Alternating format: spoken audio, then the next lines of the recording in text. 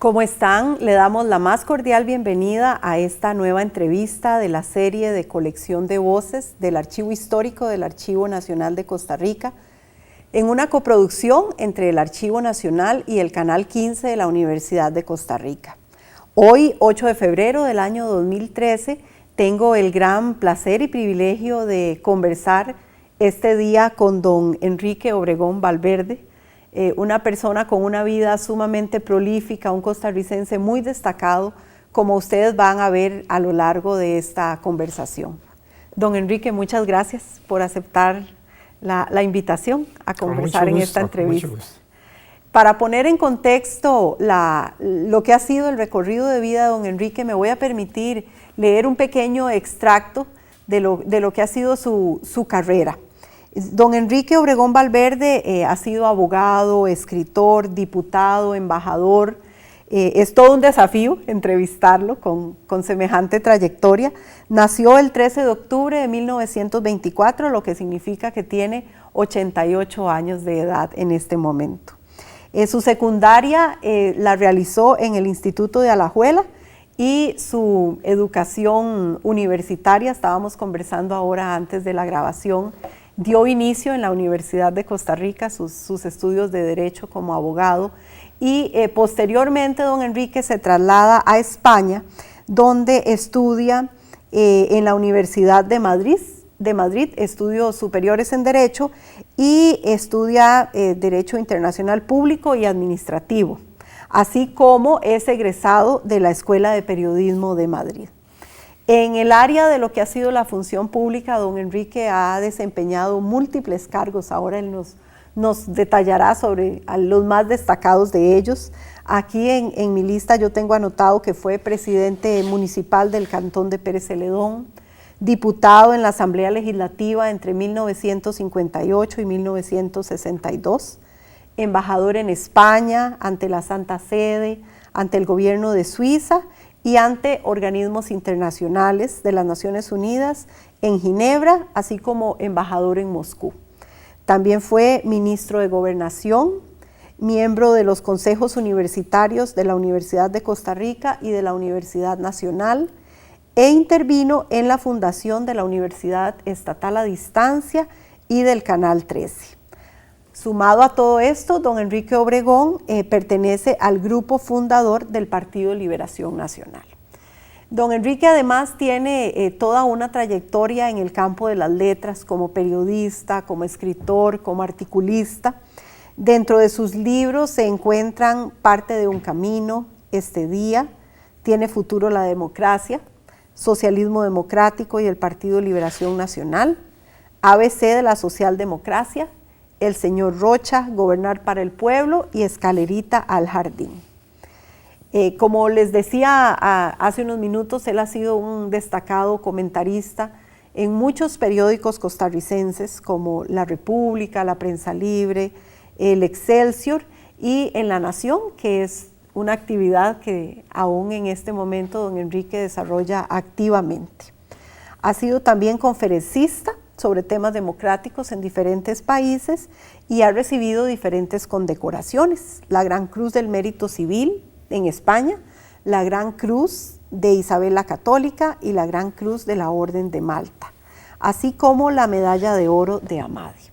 Don Enrique aún sigue viviendo con su esposa desde los años de juventud, doña Lina López, española.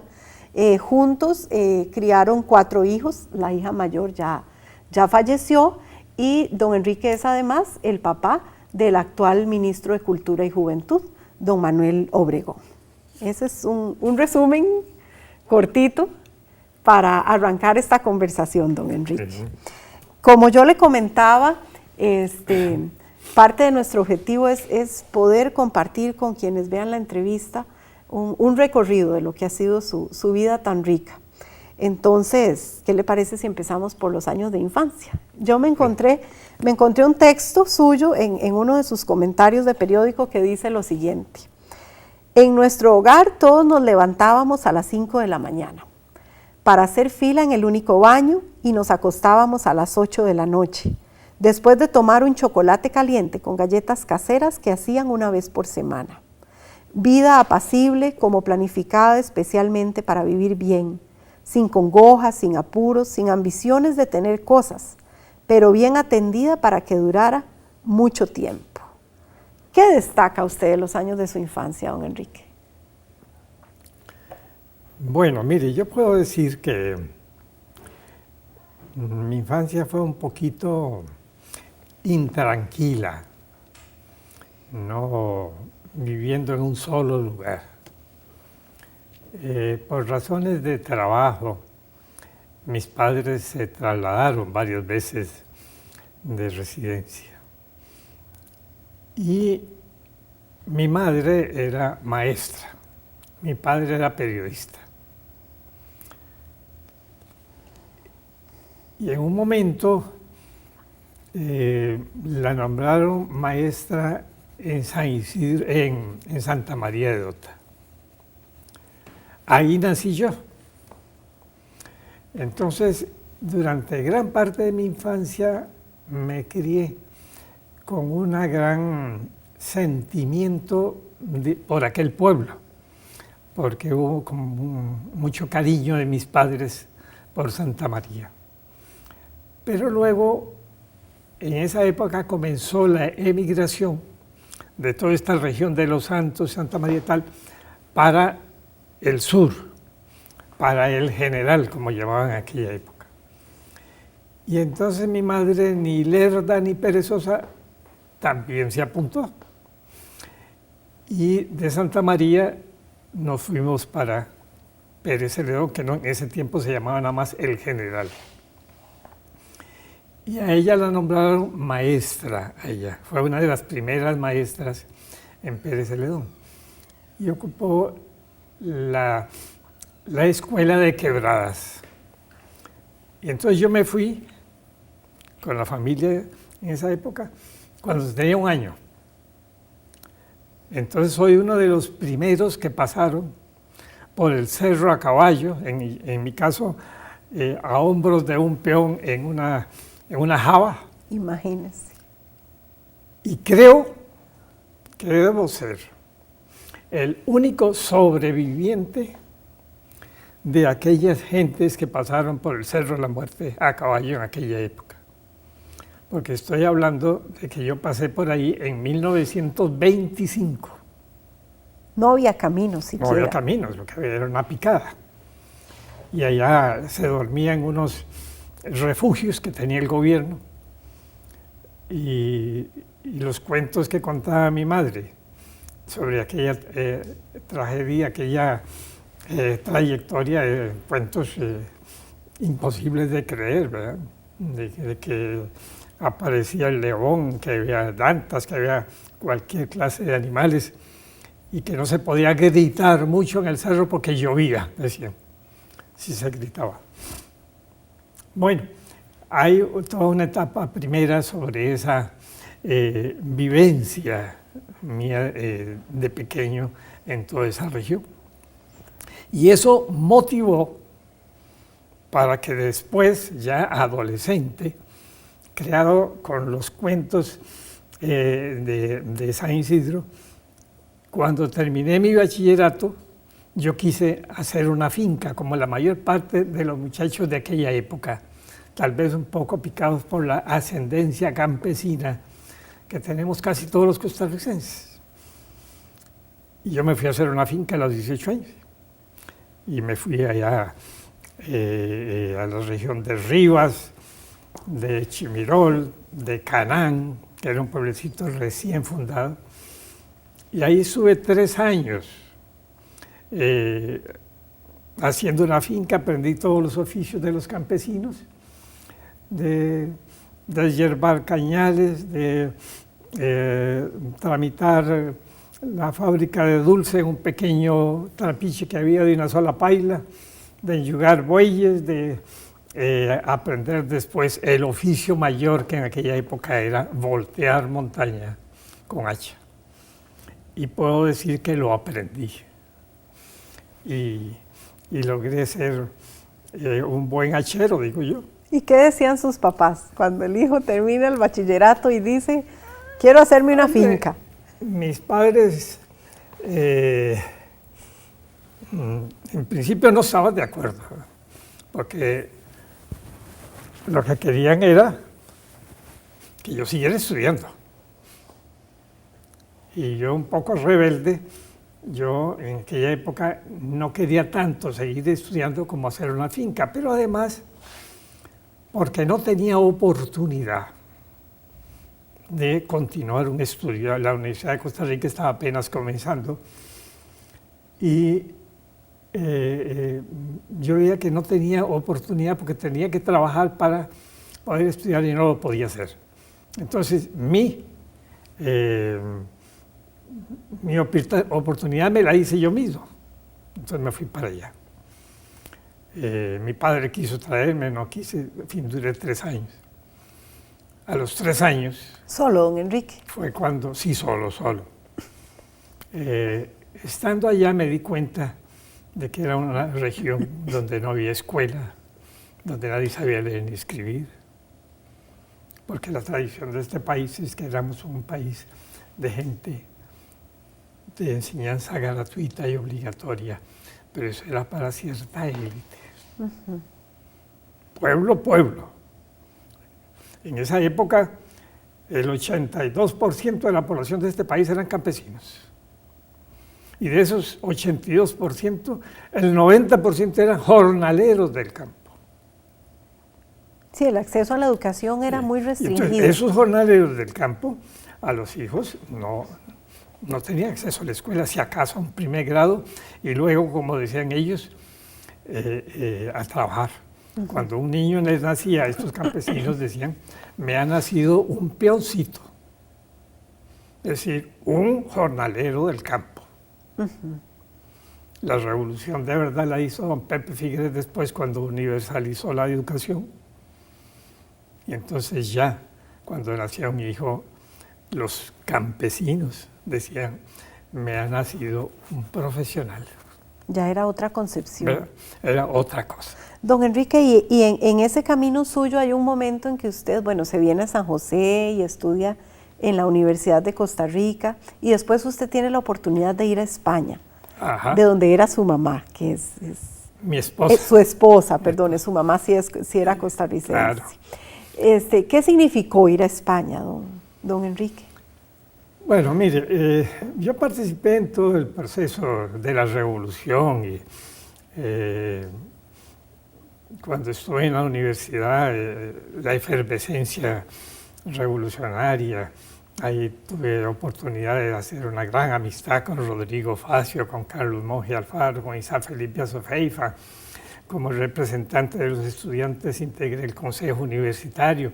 Entonces yo tenía esa vinculación con toda esta gente y a la vez formábamos los grupos de estudio, todos revolucionarios. Cuando don Pepe se fue a la revolución y se planteó ya la lucha en otro campo, pues todos estábamos envueltos en esta lucha. Entonces yo tuve una buena amistad con don Pepe. Cuando don Pepe fue electo en 1953, que yo terminaba mi universidad, don Pepe me llamó y me ofreció una beca para España, porque él quería que yo hiciera un posgrado y la idea de él es crear unas becas de la Casa Presidencial para posgrado. Y me lo ofreció, entonces yo me fui. ¿Qué significó? Pues la gran ilusión de todos los costarricenses y casi latinoamericanos de ir a España. En aquella época la gente casi no viajaba. Todos los padres nuestros, los abuelos, nadie había salido de Costa Rica nunca. Si acaso ya los grandes cafetaleros y eso, pero la gente del pueblo no. Entonces era como un privilegio y una gran ilusión, desde luego. Todo eso acompañado con las lecturas que teníamos de España y demás. Entonces, llegar a España era como un panorama inmenso que se abría.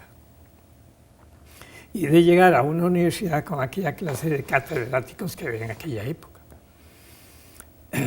Y yo digo que yo pude aprovechar bien mi permanencia allá, porque me pude acomodar con el estudio. Iba a las clases de licenciatura en la mañana, a las clases de doctorado en la tarde y a las clases de periodismo en la noche.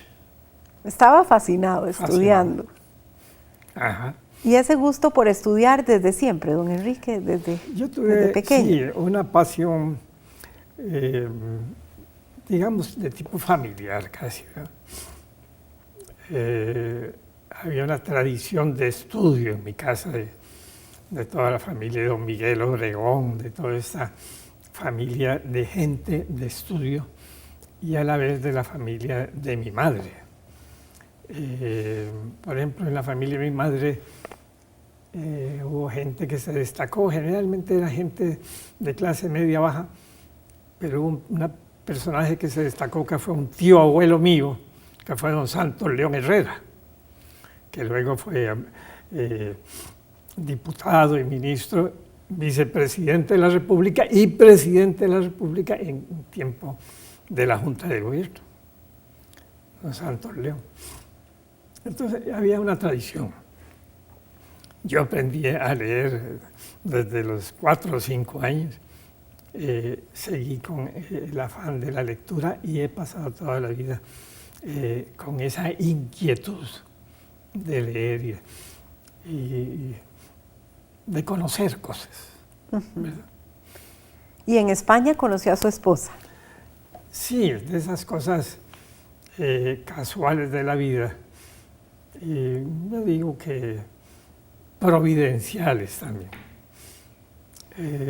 Mi esposa es andaluza, de Cádiz, y yo fui a pasar el último verano, cuando estaba allá, a Cádiz, porque se celebraba el trimilenario de la fundación de Cádiz.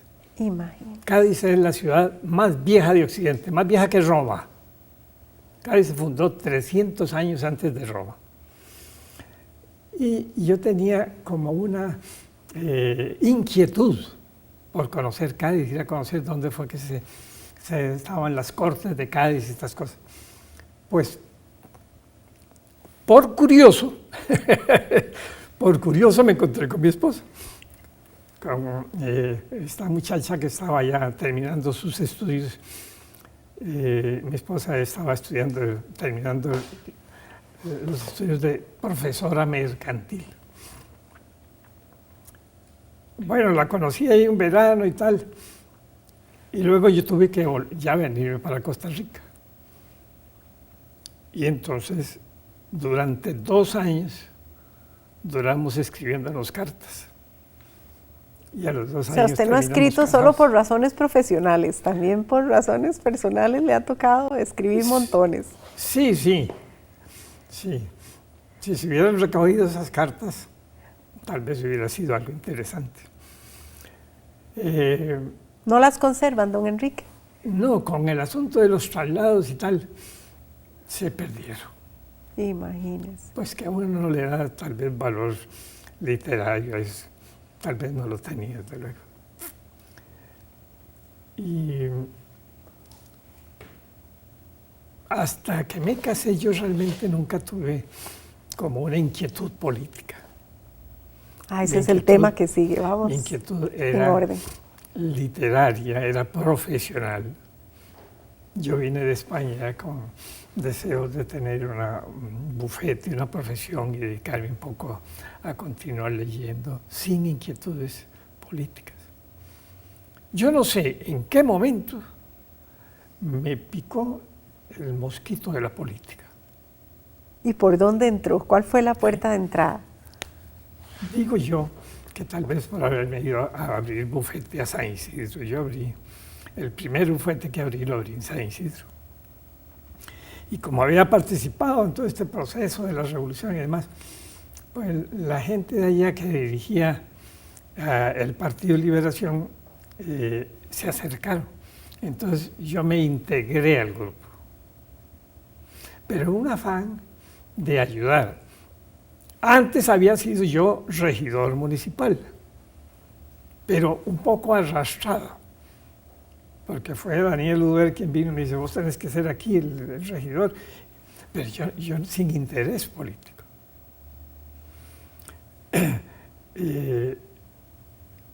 Y luego cuando me vi es que tenés que ser diputado, y hasta que me metí en eso. ¿Y cómo fue la experiencia? Y todavía estoy metido, no he salido todavía. 70 años después todavía ando metido en esas cosas. ¿Ha disfrutado la vida política, don Enrique? Yo no sé si el término adecuado sea disfrutar, pero sí me he sentido bien dentro de la política. ¿Por qué? Porque pienso que he sido consecuente con mi forma de pensar y mi forma de actuar. Cuando entré de diputado, entonces había una asamblea legislativa muy buena. Estábamos Daniel Uber, Alfonso Carro, Fernando Bolio, Luis Alberto Monge, Leiva Quirós, don Fabio Fournier, don Fernando Lara. Es decir, era una asamblea legislativa muy buena. Y entonces había campo para debatir. Y había gente con interés de debatir. Recuérdese que fue 10 años después de la revolución, todavía había una gran efervescencia política en el país, había una gran controversia todavía, fuerzas muy contrarias a Figueres y fuerzas muy a favor de Figueres, y las discusiones en la asamblea eran discusiones muy grandes. Yo me involucré en todo eso y al final terminé, digamos, siendo consecuente con una manera de pensar socialdemocrática. Yo desde el principio me ubiqué dentro de esa corriente. Tal vez por haber estado 4 o 5 años a la par de Rodrigo Facio y don Carlos Monge. Y de ahí no me salí nunca. ¿Todavía se mantiene en nuestro país ese espíritu de la socialdemocracia? No. ¿Qué nos pasó en el camino, don Enrique? Yo digo que han pasado 2 cosas. Una, que las 2 o 3 generaciones posteriores a Figueres no estaban ubicadas dentro de esa corriente. El Partido de Liberación no se preocupó por formar escuela. Al principio sí, se fundó una pequeña escuela, un instituto de formación socialdemocrática que duró 2 o 3 años, pero se acabó. Y a partir de eso, nunca. Fuimos muy pocos, y digo fuimos porque yo soy uno de los que más me ha preocupado, de los que más se ha preocupado, por difundir el pensamiento socialdemocrático. En una época trabajé para el Centro Democrático de Estudios Socialdemócratas, CEDAL, que estaba allá en Santa Bárbara de Heredia, y ahí hicimos publicaciones masivas, conferencias y discursos que yo pronuncié allí.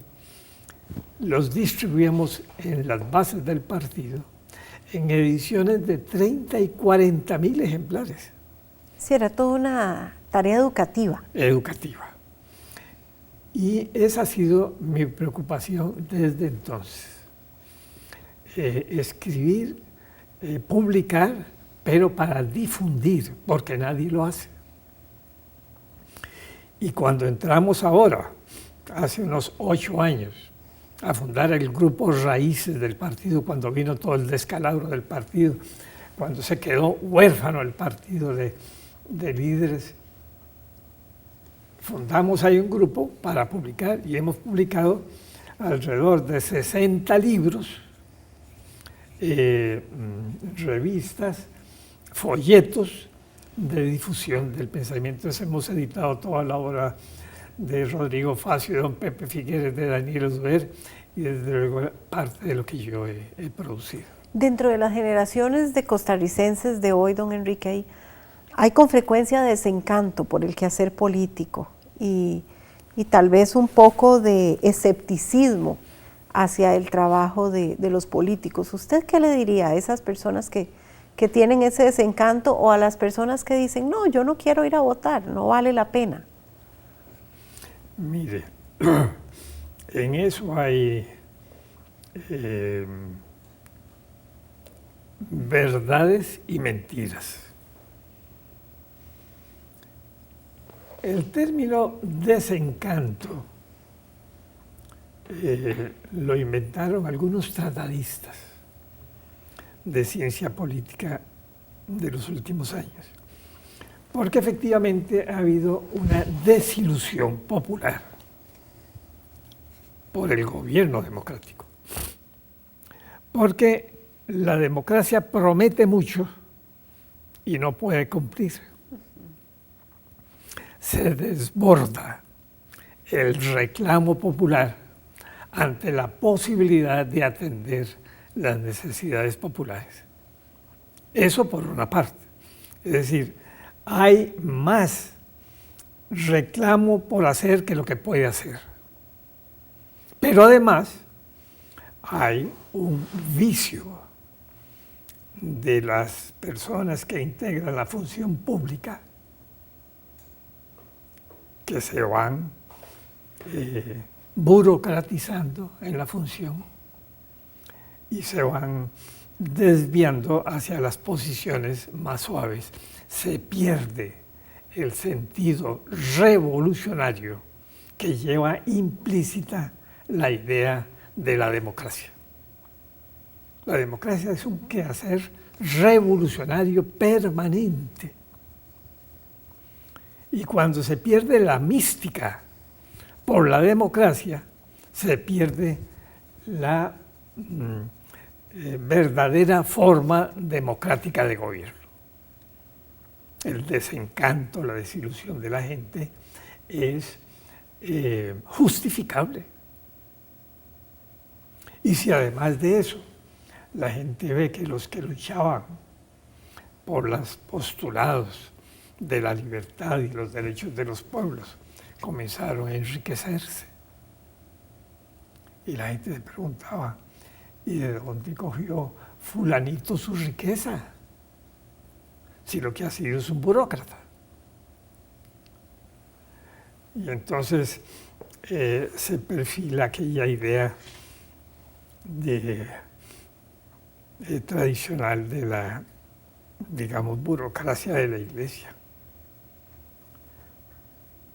que decía, sacristán que vende cera sin tener cerería, ¿de dónde lo ha de tomar si no es de la sacristía? ¿Ah? ¿Y qué hacer ante un panorama así, don Enrique? Pero en realidad no es mal propio de Costa Rica. Ojalá fuera solo eso. Es mal propia de la democracia en todas partes del mundo. Y hasta hay tratados sobre la burocratización de los funcionarios públicos y la oligarquización de esos funcionarios que de repente comienzan a hacerse riquillos y entonces ya no quieren saber nada. Y cuando les emplean o les hacen la pregunta, ¿y el pueblo? Se horrorizan, le tienen horror a la palabra pueblo, a los derechos y libertades del pueblo, cuando esa es la esencia social, filosófica y moral de la democracia, el pueblo. Yo he tenido peleas muy grandes dentro de mi propio partido, porque cuando hablo de eso dicen, ya viene Obregón otra vez con sus tesis. O sea, eso está como obsoleto. Hay que insistir en eso. ¿Y qué podemos pensar que nos deparará el futuro en ese campo? El futuro es que la democracia es un quehacer permanente y una lucha permanente. Y se necesita gente que mantenga la tea encendida. Porque la tendencia es a vivir bien. Y cuando uno es pobre y dejó de ser pobre y se hizo medio riquillo, ella no quiere pensar como pobre. Y cuando hay esta propaganda masiva y universal de que el único quehacer de los hombres es comprar cosas, o hacer dinero para comprarlas. Enfermos por comprar cosas. Entonces ya no nos importa nada la lucha de los pueblos. No nos importa que en Costa Rica haya 1,5 millones de gentes con hambre. Eso no, porque todo el mundo está pensando en cómo tiene un piso en uno de los multifamiliares de estos edificios grandes, cómo se adquiere dinero fácil, cómo nos hacemos ricos lo más pronto posible. Y olvidamos todos los quehaceres intelectuales que son propios de las gentes reposadas que no andan ambicionando riquezas. Pero es que estamos en una época de muy poco reposo, don Enrique. Sí, ya nos convertimos en gente de grandes inquietudes materiales. Toda la juventud, la preocupación es tener un carro de último modelo y casas en los barrios mejores y ojalá puestos muy importantes. Y es que hay también ciertas situaciones de contrastes ofensivos. La juventud en este momento en Costa Rica no tiene capacidad, y hablo de la juventud ya con grado universitario.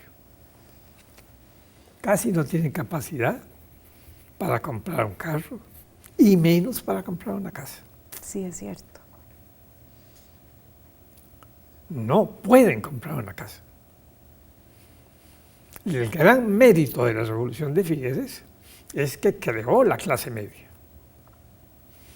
Y no hay despegue democrático en ninguna parte del mundo mientras no haya una política oficial de fortalecimiento de la clase media. Y entonces usted ve ahora, el muchacho de 22, 24, hasta 30 años, que ha estudiado, que tiene capacidad de producir y no puede porque no tiene oportunidad o tiene salarios muy bajos, que un gerente de un banco, que un presidente ejecutivo de una institución ganan salarios ofensivos, sencillamente porque manipulan la autonomía de esos centros oficiales, de esas instituciones.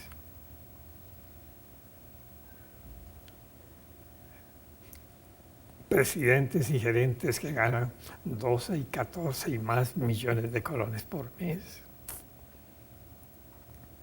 Y un muchacho graduado, recién graduado, si le pagan 250,000 o 300,000 colones, casi está hasta feliz porque otros no pueden hacerlo. Pero con eso no pueden vivir, ni pueden casarse, ni pueden mantener nada.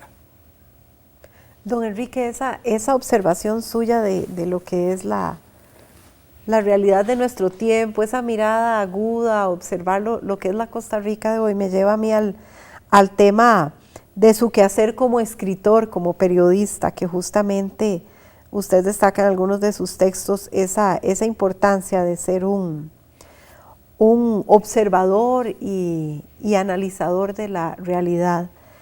¿Qué es lo que usted aspira a incentivar con las personas que leen, por ejemplo, en este momento sus comentarios, que es un trabajo en el que usted se mantiene tan vigente aún?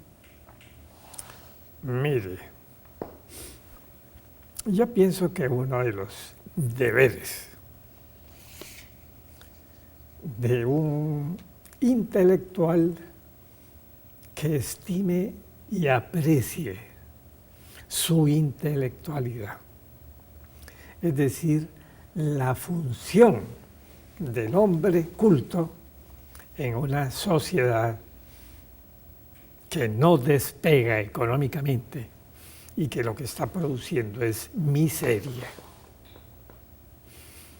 Entonces hay dos formas de ejercer esa intelectualidad: acomodarse al sistema de producir para ganar más dinero personal, y eso es lo más fácil. Eso es casi como decíamos nosotros pequeños, como meterle un chonetazo a una lola, que un hombre culto se acomode a un sistema de producir capitalista.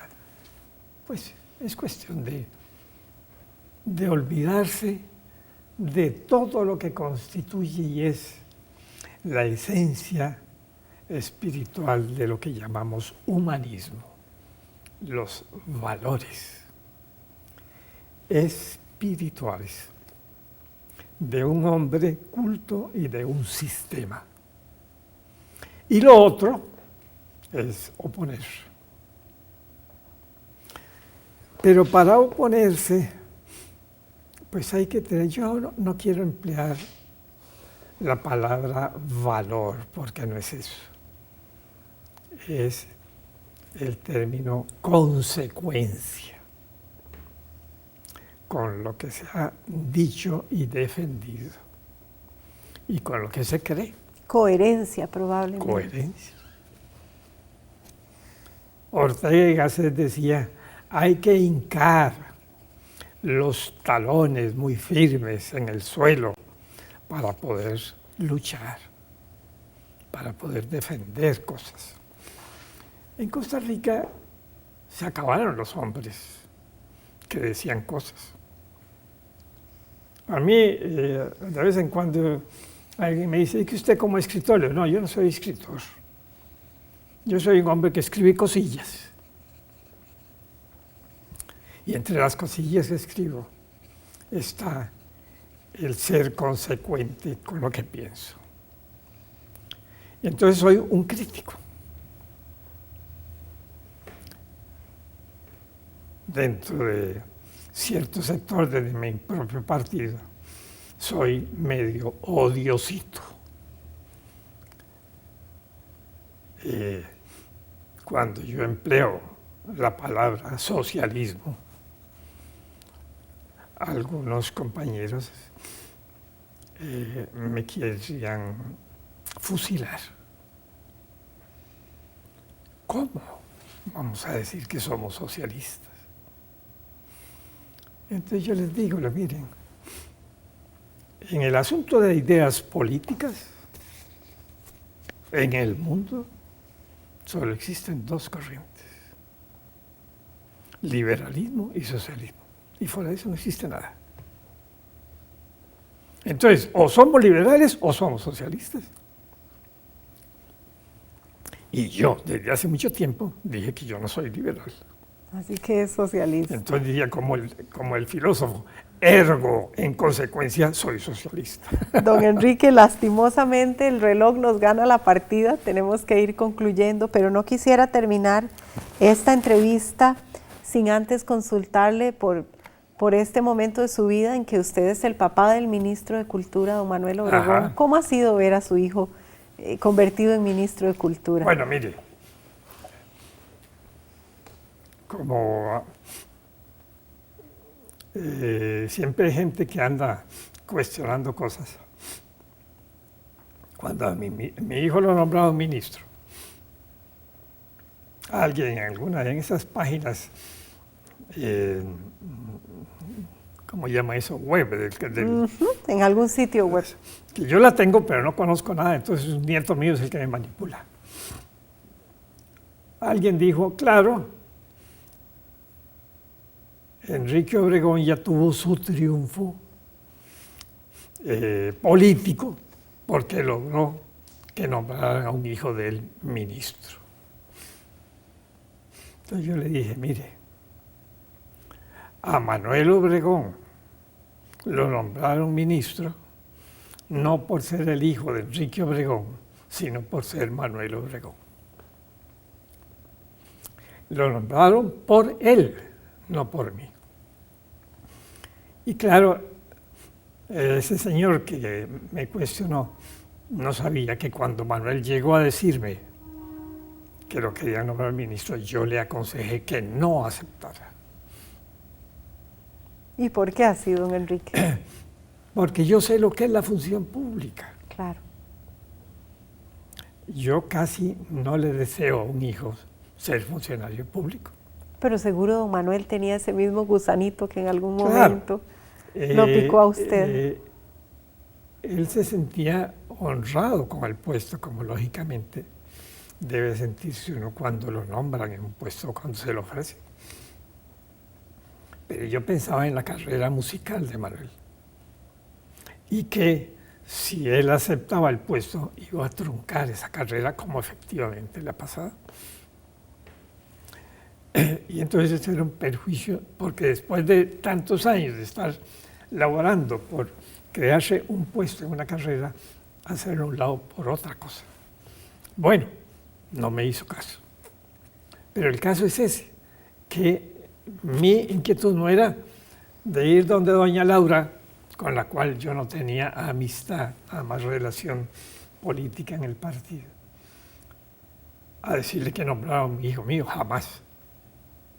Lo nombró Laura porque ella era amiga de Manuel y consideró que era procedente. Dentro de la familia, pues sí, ahí vamos siguiendo el desenvolvimiento de su trayectoria en ese campo. A nosotros nos parece que lo hace bien, no sé a otras personas qué tal. Lo que sí es que lo veo trabajando día y noche, sábados y domingos, sin vacaciones, sin nada. La labor... esa es la parte que muchas veces la gente no ve. Es muy, muy dura. Sí. Sí. Sí. Don Enrique, ha sido un verdadero honor y un verdadero gusto conversar con usted para esta serie de nuestra colección de voces. Le auguramos muchos artículos más en La Nación, que los costarricenses sigamos bueno, ahí seguiré disfrutando yo quiero decirle de su pluma. Que cuando usted me llamó para esto, que me decía que era para grabar las voces y el pensamiento de personas importantes, me recuerdo que yo le dije, ¿y entonces por qué me llamaba a mí? Si son personas importantes. Pero sí me siento honrado y satisfecho de estar aquí y creo que es una buena labor esto, histórica y demás, para gente de importancia. Hace un tiempo escuché un programa por la televisión española de poetas, de hombres públicos de España, que murieron hace 20, hace 30 años. Y es muy interesante esto. Su pensamiento sigue vigente probablemente. Claro. Sí, bueno. ¿Verdad? Aquí el pensamiento suyo va a quedar, aunque sea un extracto en esta conversación, don Enrique. Bueno, muchas gracias. Y muchas gracias a ustedes por habernos acompañado a lo largo de esta entrevista del programa de la colección de voces del Archivo Histórico del Archivo Nacional de Costa Rica. Esta es una coproducción del Archivo Nacional de Costa Rica y del Canal 15 de la Universidad de Costa Rica. Muchas gracias por su atención.